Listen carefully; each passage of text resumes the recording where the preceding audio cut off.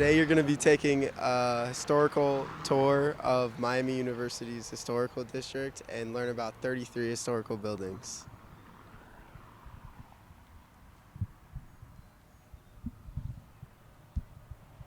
He's got to get to class.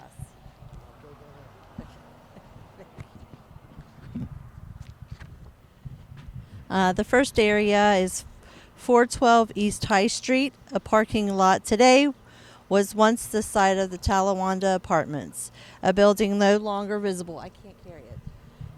Hang The- on here.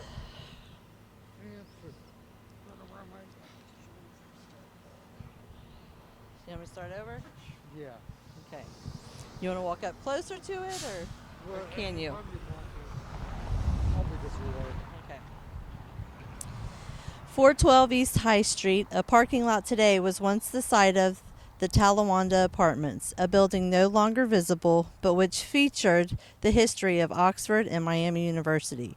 Privately built by Miami faculty in 1908, after an early dwelling was moved from the site, the three-story dark red brick building originally indicated a communal dining room for its residents.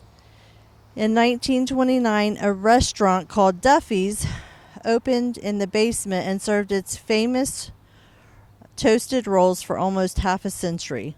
Miami leased the building for both students and faculty housing before purchasing the property in 1952 for long-term use as a women's resident hall. A good example of second Renaissance revival style, it was designed by Cincinnati architect Joseph Steinkamp and was raised by Miami in 1984.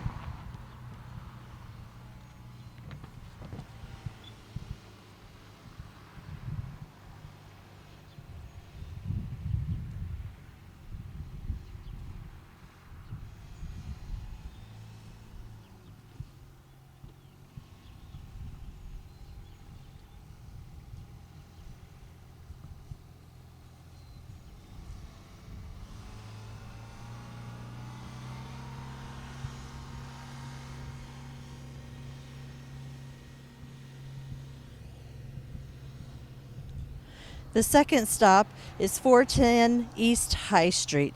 This small painted brick house with Greek revival elements was built in 1852 by Samuel and Elizabeth Molly Knox, a native of Ireland who was of French extraction. He was a businessman who served 1 year as mayor of Oxford. The house later became known as the Old Manse because it served as the Presbyterian Church personage from 1883 to 1956. During that time, ministers' families lived within 5 blocks of their church on the northeast corner of Main and Church Street.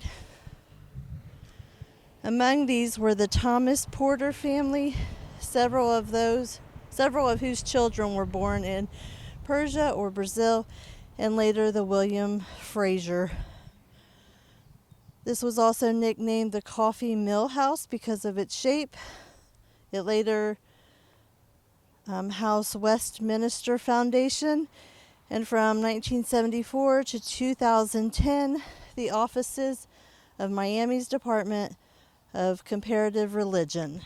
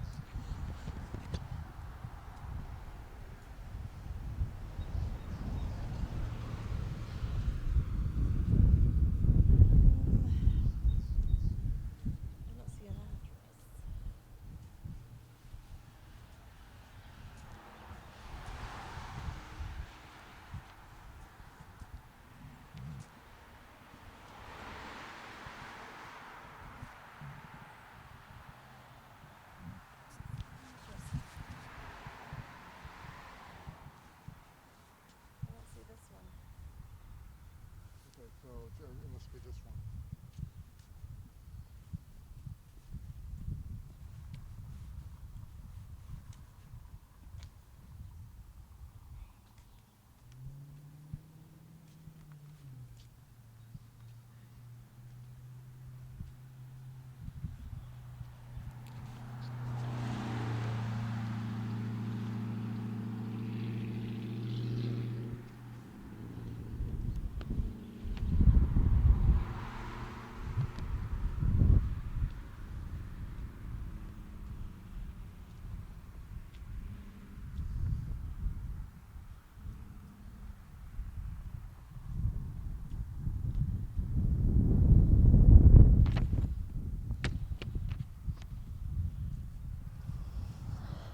This next house is 310 East High Street.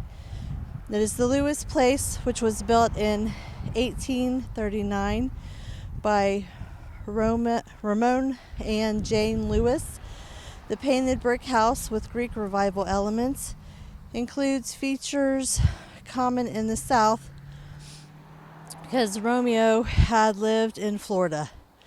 Jane, a native of Connecticut, is said to have operated an underground railroad stop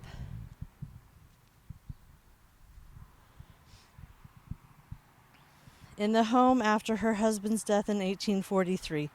So often did she take in relatives who were invalids, widows, and orphans that her home was sometimes called Saints' Rest. For a period after the Civil War, the household also included Irish and African American live-in servants.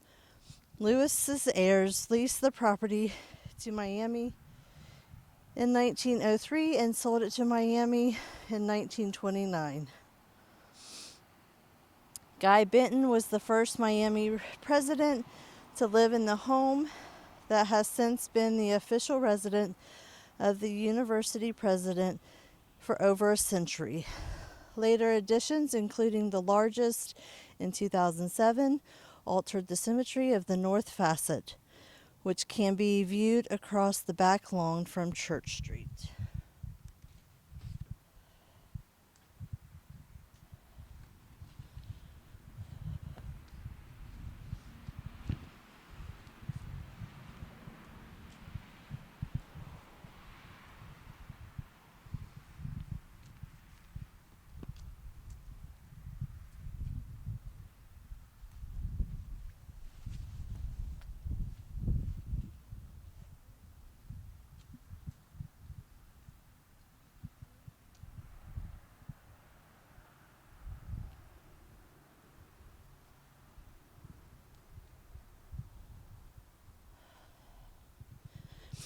.300 East High Street. This 1.5-story residence was built about 1836 by Jane and William Graham, a Presbyterian minister. When it was later owned by James Moffett, the widowed professor shared his house for a brief time with the Scott family, whose daughter would marry a U.S. president. From the 1850s to the 1920s, the frame house belonged to members of the Rogers family. Beginning with Julia and William Rogers, a Presbyterian minister who had served as a missionary in India. Their daughter ran a school for local children in the front room, and at different times the household included either Irish or African American servants. Historically known as the Rogers House, it was acquired by Miami alumni John Simpson in 1930 and given to the university to house visitors. Among the guests who stayed in the home were Eleanor Roosevelt, Martin Luther King Jr., and Bob Hope.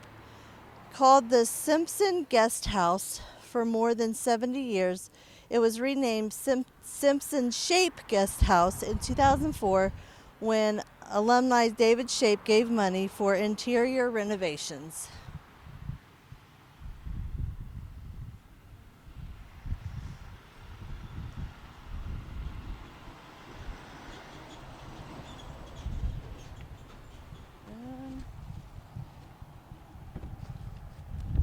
Just a second.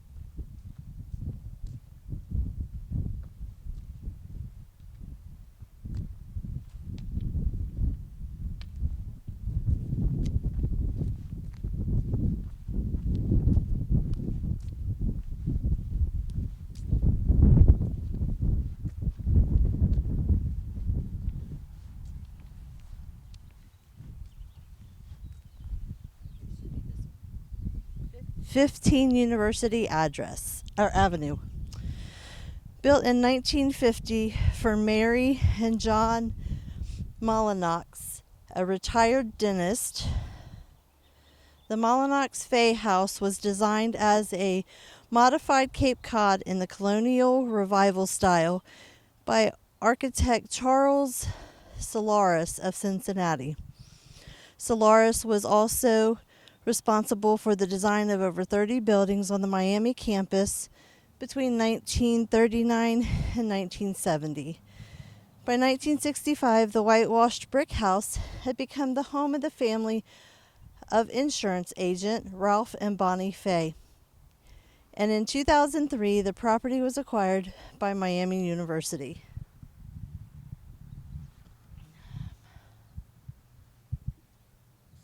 Okay, now we go across the street.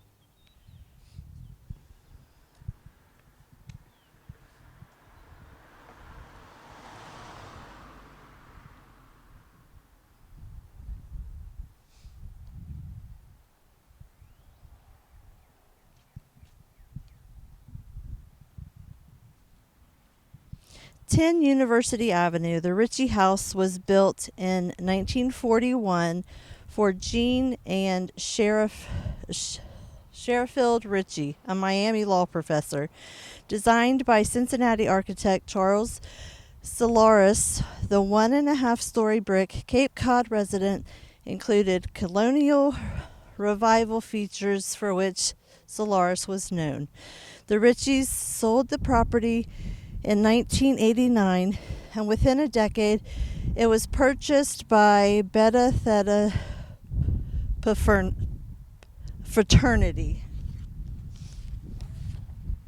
Okay, now we go back up to High Street.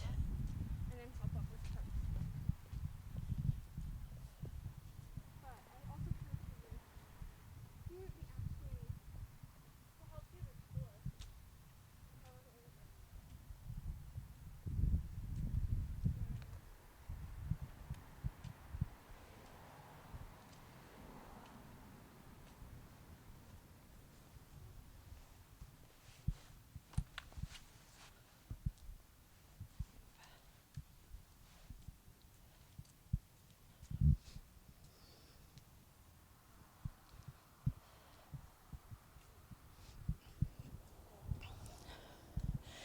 .220 East High Street.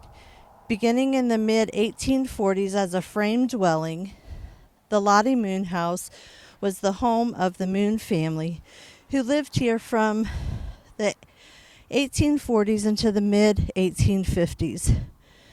Native of Virginia, Cynthia and Robert Moon, a physician, were the parents of several children who aided the Confederacy during the Civil War.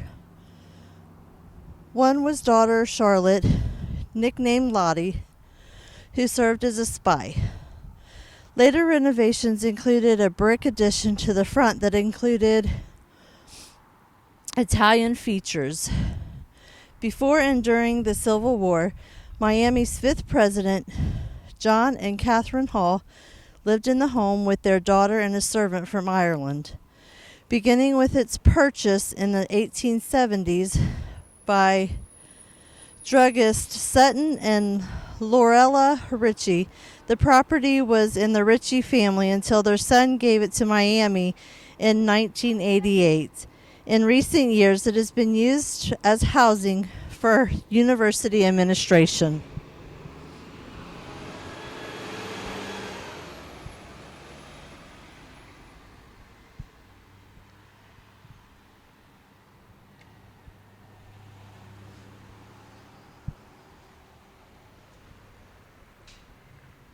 Okay, so this vacant lot is next. This vacant lot is 216 East High Street. It was once the site of a wooden frame dwelling that was built in 1911 after an early house was removed. Named for its first owner, the Daisy McCullough bungalow featured 4 large porch columns and a massive dormer, making it architecturally unique in Oxford. Its owners, who graduated from Oxford College for Women in 1885, was an Oxford socialist whose tour of Europe was interrupted by the outbreak of World War I.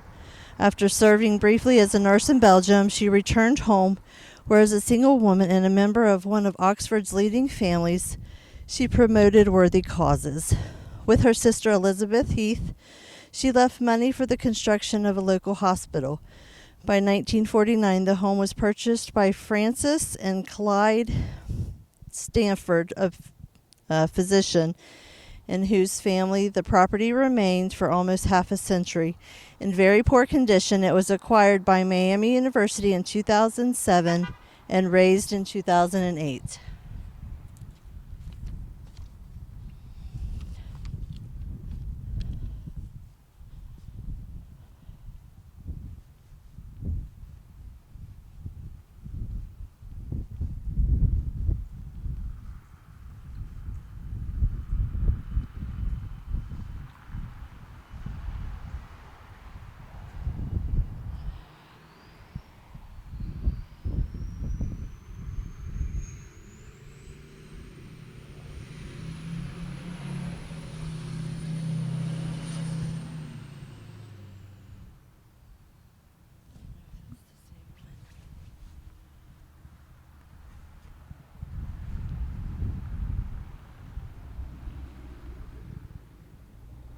I don't see an address.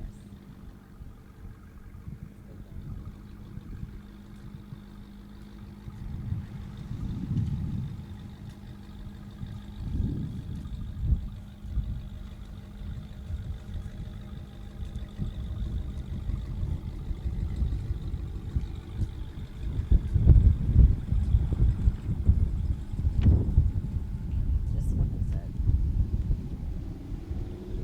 200 East High Street. An early owner of the 1830s Callison Coomer House was Robert Moon, whose family moved 3 houses down the street in the 1840s. In the 1850s, retired physician David and Mary Oliver bought the property and added Greek revival elements when they enlarged the home. They were followed by widow Sarah Carlson and her daughters, who lived here for over 20 years. After serving briefly as the chapter house of Beta Theta Pi fraternity in 1890s, the home was bought by farmer Thelifius and Laura Cumler. The next owners were the Betas, who removed the exterior paint, built a larger rear addition, and changed the front porch. Since the 1920s, the Beta House used the substantial dwelling as their chapter's home.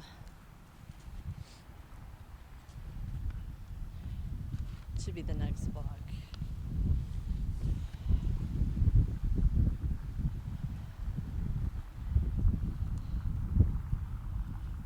Is it straight, make a right or left?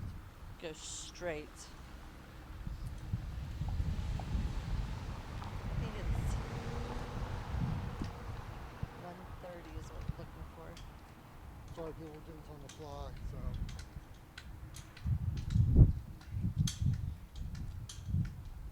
Yeah, check the address. Okay, so 130 East High Street. The Smith Mums house was built about 1827 by Captain John Smith, replacing a log cabin on the site. In the early 1840s, the painted brick dwelling was bought by a professor of mathematics who sold the property to Miami University in 1845. Miami's third president, Bachelor Aramas McMaster, the fourth president, William Anderson, and his family, and several Miami students resided here during their terms in office. By the late 1850s, the property was purchased by a widowed Cincinnati physician, Alexander Guy. As his sons were grown, he and his second wife employed a live-in servant, Susan Anderson, an African American from Virginia. The home was next sold to another doctor with a family, Horace Laguerre, who in the 1880s sold the residence and practiced to a third physician. This was Charles Munns, who with his wife and their children and her mother and a living cook shared the spacious home for a number of years. After his death in the 1950s, the property became the home of the Phi Gamma Delta fraternity, nicknamed the Fiji House. Its exterior paint was removed to match the buildings on adjacent corners, and additions were constructed to the north and west. A fire, believed to be arson, almost destroyed the house in 2013.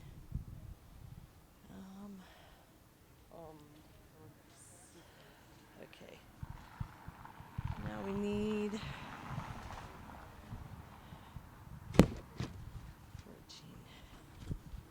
So I guess we go across the street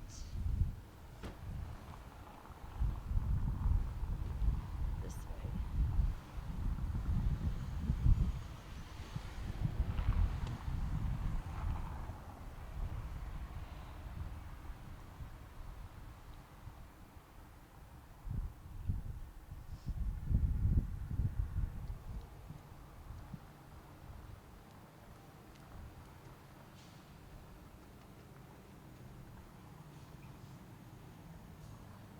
Do we go right or? No, we go straight.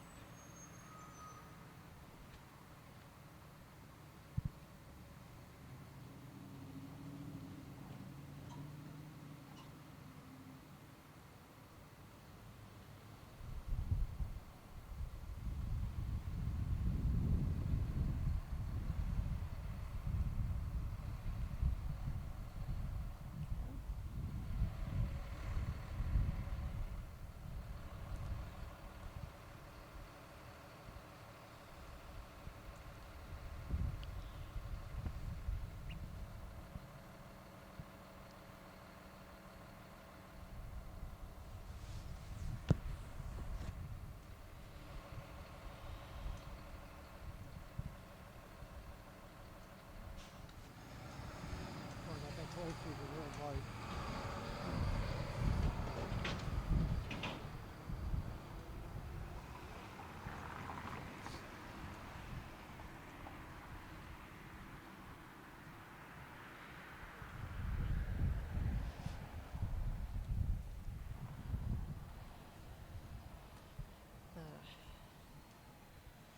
Straight ahead, I think. Is it this building? No.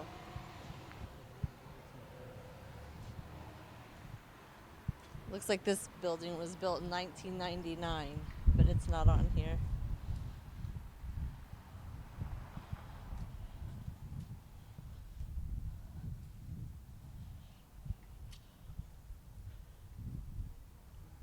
This one.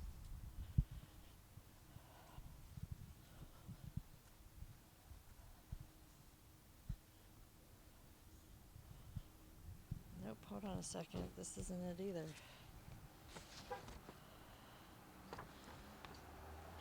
Alright.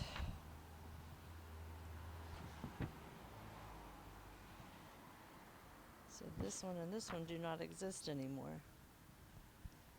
That's what should have been there.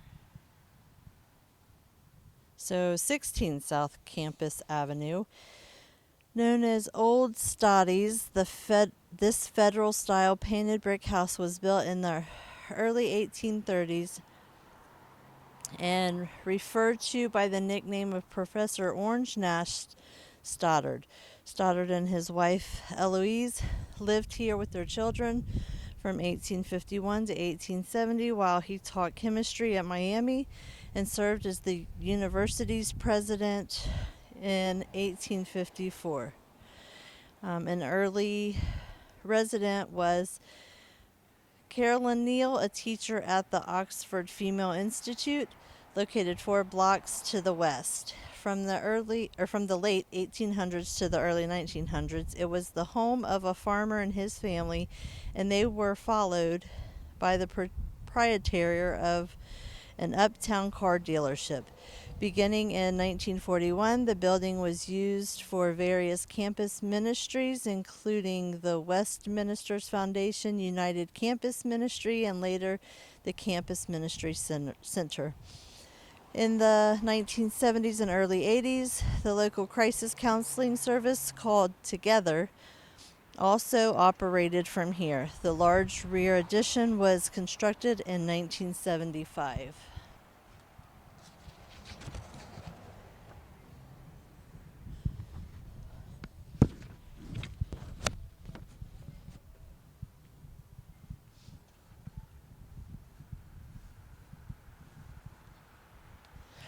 '22 South Campus Avenue, the Adams Munns House was constructed in the mid 1880s to replace an earlier dwelling on this site.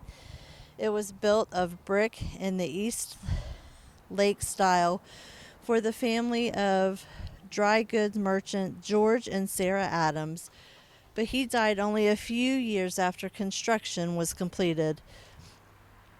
Their 3 daughters were married in the home, and the youngest, Emmeline, married Thomas Munns, a traveling salesman of art furnishings. They moved in with the widowed mother, and the house remained the Munns family home until being sold to Alpha Delta Phi fraternity in 1954. The fraternities made interior alterations and constructed a large addition to the rear in the late 20th century.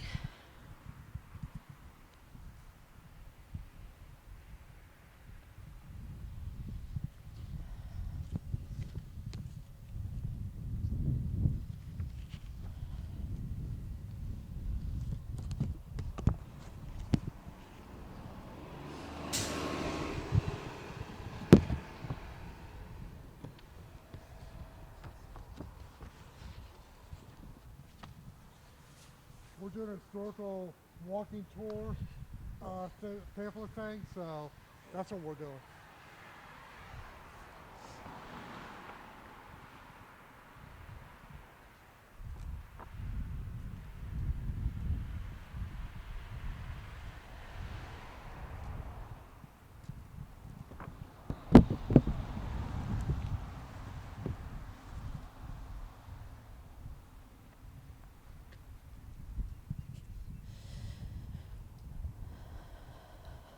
'100 South Campus Avenue. This ventricle-style house with a colonial revival porch is believed to have been built as a much smaller dwelling as early as 1817. It might have been the home of one doctor before it was purchased by another in 1825. That year, Dr. James and Phoebe Hughes bought the house, which he enlarged after her death in order for his second wife, Mary, to operate it as a boarding house. After Dr. Hughes died, his widow continued to run what became known as Mrs. Hughes Boarding House until her death almost 50 years later. Sharing her home were Irish and African American servants who helped with all the meals that were prepared and served to Miami University students, including Benjamin Harris, David Swing. Next were tenants Esther and Sarah Levy, who lived with their older sister and widowed mother while teaching young women at nearby Oxford College. By the end of the century, Miami University librarian and former Presbyterian minister bought the property where they lived with their children and later grandchildren for many years after his retirement.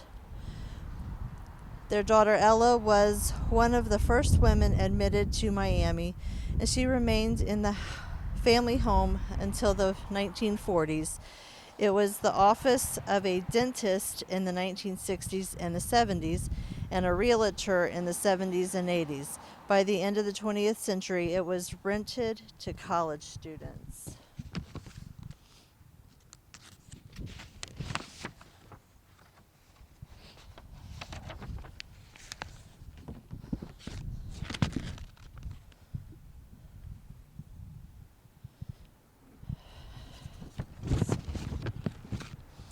110 South Campus Avenue, known as David Swing House Number 3. This brick resident was Italianate elements, was built in 1862. It was the home of the growing family of Elizabeth and David Swing, a Miami graduate who returned to Oxford to teach at Miami after studying theology in Cincinnati. After the Swings moved to Chicago in 1866, where Swings became a nationally known ministry, subsequent occupants included another minister's family with a live-in African American servant in the 1870s and a retired farmer and wife in the 1880s, whose daughters inherited and occupied the home until 1910. For almost a decade, it was a fraternity house before being purchased by William and Catherine Scheidler, who lived here until the late 1850s. In the 1960s, another fraternity house acquired the property and enlarged the house with a 2-story addition to the rear and later removed the paint from the front facade.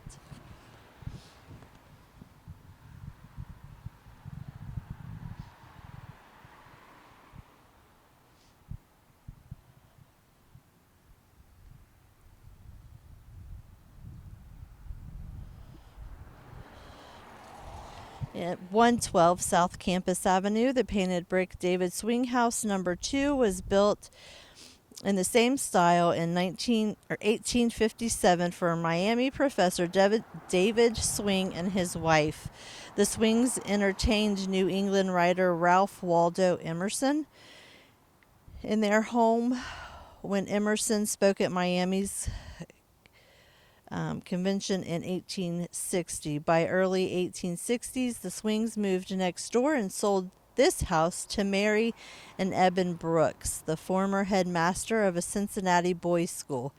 In addition to an African American servant, their household included 2 daughters, one of whom wrote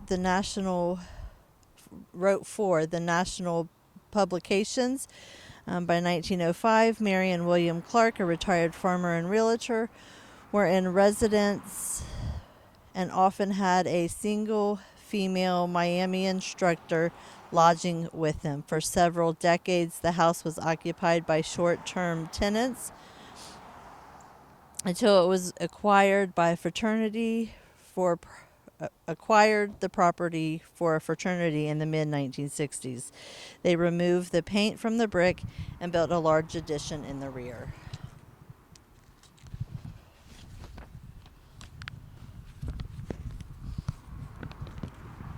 (122) South Campus Avenue, the Bishop Hinkle House of yellow brick was completed about 1911 for Virginia and George Bishop, a grandson of Miami's first president.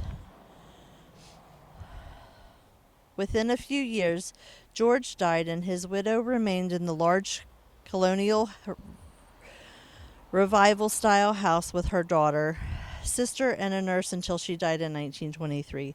For about a decade, the residence served as a fraternity house before becoming the home of the family of a radio entertainer, Elmer and Eva Hinkle, from the late 1930s until the 1970s. By the 1980s, it had been acquired by a fraternity which constructed a large addition at the rear.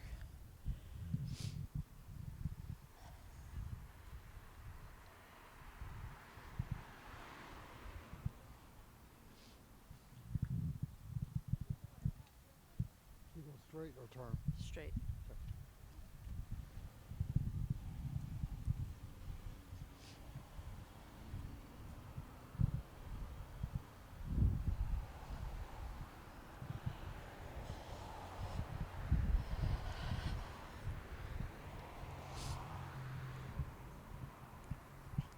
Next, we have 200 South Campus Avenue. Although there might have been an earlier log home on this site, it is in this new but modest frame David Swing House Number 1 that the Swings began married life in 1854 on property owned by her father. Within the next decade, they built and moved into two grander homes further up the street. Residents who succeeded the Swings included the families of a long line of Methodist ministers when the dwelling served as the church parsonage for over 3 decades. In the early years of the 20th century, fraternity used this house until it became. We're doing the tour walk. Yeah, it's okay. Yeah. In the early years of the 20th century, fraternities used the house until it became the home of a furnished salesman and his young daughters. During the Depression, the house was rented by a stenographer who lived with her mother and an English teacher who lodged with them, and then by the proprietor of a dry cleaning establishment. In the 1940s and 50s, university professors were in residence, and from the 1960s to 80s, a widow lived here while serving as a house mother for a nearby fraternity. More recently, it has been rented to college students. Have you guys just saw that? All right, 206 South Campus Avenue. A late 1960 fraternity house now occupies the site where once stood a 2-story frame colonial revival residence that included fish scale siding. Built in the early 1900s, the Minnick House was the name of was the home of the Professor Harvey and Bertha Minnick, whose household included her mother and later their married daughter and granddaughter. Minnick organized and served as an early dean at Miami School of University or Education, located in the McDuffie Hall across the street. Several famous guests who stayed in the Minnick's home were Jack London, Henry Ford, and Robert Peary. Briefly during the 1920s, the dwelling was also known as the Campus View Cottage, when the Minnicks shared their home with women students as part of the Miami's extended housing system. Minnick's widow and widowed daughters, employed as a hospital office worker, resided in the home until the late 1950s.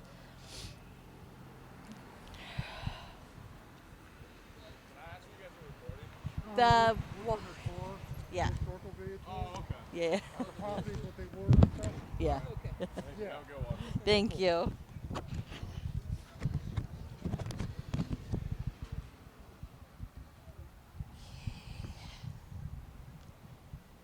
Is this 210? Yes. 210 South Campus Avenue, constructed of brick in 1930. This American four-square was built by shoe store owner Dwight and Ann Sloan. He was a veteran of World War I who returned to Oxford to take over the family business after his father's death. His wife taught high school before their marriage. Their household included 2 children. Usually 1 or 2 university instructors were lodged with them, and his mother, who was actively involved in the operation of the Sloan Shoe Store on East High Street. Sloan was elected village treasurer in the 1920s and 30s, and his wife served as clerk treasurer of the Oxford School Board until 1950s. The Sloan House remained the family home until 1970, when it was later sold and converted into rental property.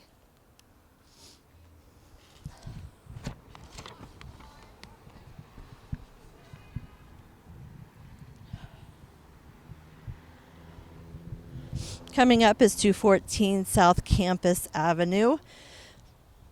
The construction date of the Conover House has not been determined. The frame residence might have been built by the mid-1800s and excessively remodeled in the early 1900s, or this American four-square was with attached single-car garage could have been built new in 1925 to replace an earlier home. The property was owned by the Conover family from at least the 1880s until the 1920s. By 1930, the first dean of Miami's schools of business and his family were tenants, and they were followed by additional faculty renters for many more decades before the house was converted to a student rental property. I gotta find what road.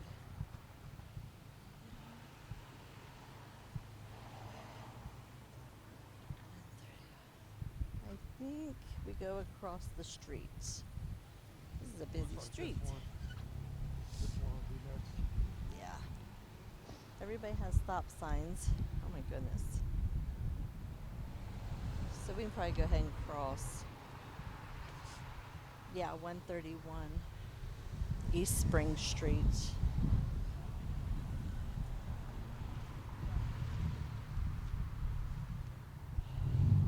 (131) East Spring Street.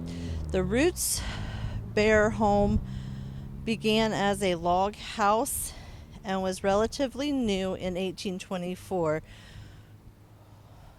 when the Roots came with their young children from New England to operate a woolen mill on the site. Frame siding and a two-story insert porch on the east side were among later additions to what is believed to be one of the oldest houses in Oxford. The Roots' sons, who later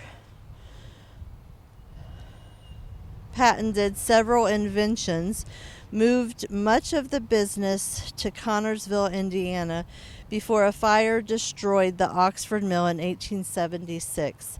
After a few decades of neglect, the frame house was purchased in 1902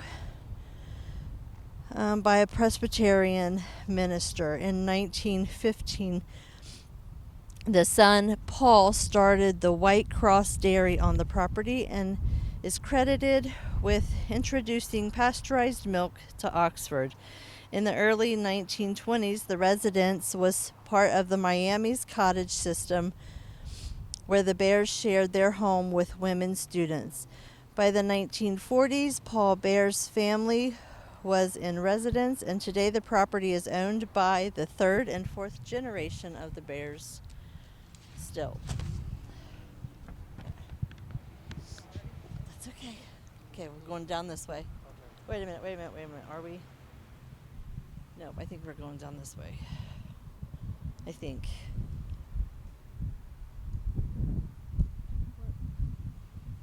Gotta find out what road we're on.